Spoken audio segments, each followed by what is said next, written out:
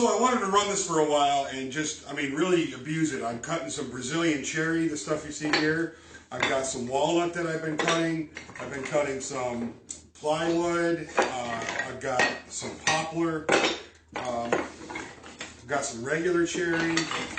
There's some pine. There's some cypress. There's some MDF. So I've been just cutting a whole bunch of stuff with this, and really, I didn't want to turn the drill off. And I mean, it's not even warm. I can sit here and put my hand on the metal housing and hold it there, and really,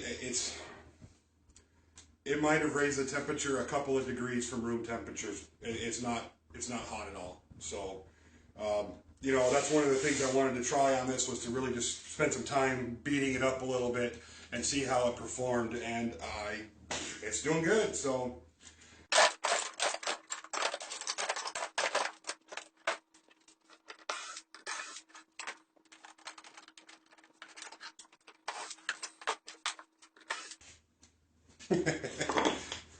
That's quite a bit of sawdust. And that's what it looks like underneath. I'll take this apart and show you what I did.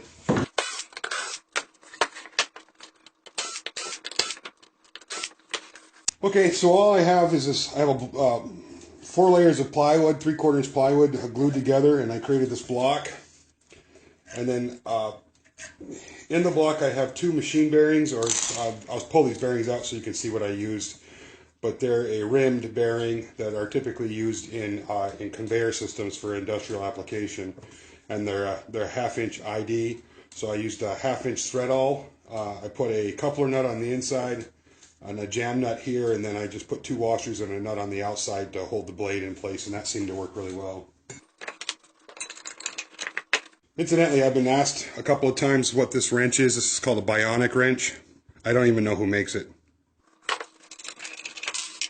The blade I use, and it was originally a 10mm blade that I drilled out to a 1/2", and I got it a little bit off center, so that's why the bounce.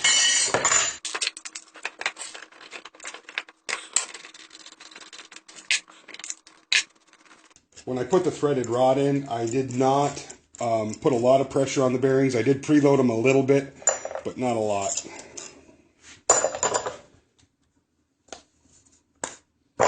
So, and these are the style bearings I use. They're a machine bearing.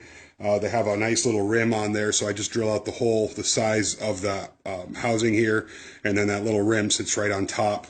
And if you're in an application where you're gonna be able to bolt it from both sides, those are nice little kind of bearings to use. Still happy with the way this is working. So you guys saw how I set that up. It was just It was a simple test, you know, and I didn't get overly complicated with the machine. The blade obviously was a bit out of balance, and it had a little bit of a wobble to it, and I drilled the hole a little off, so it was bouncing up and down a little bit.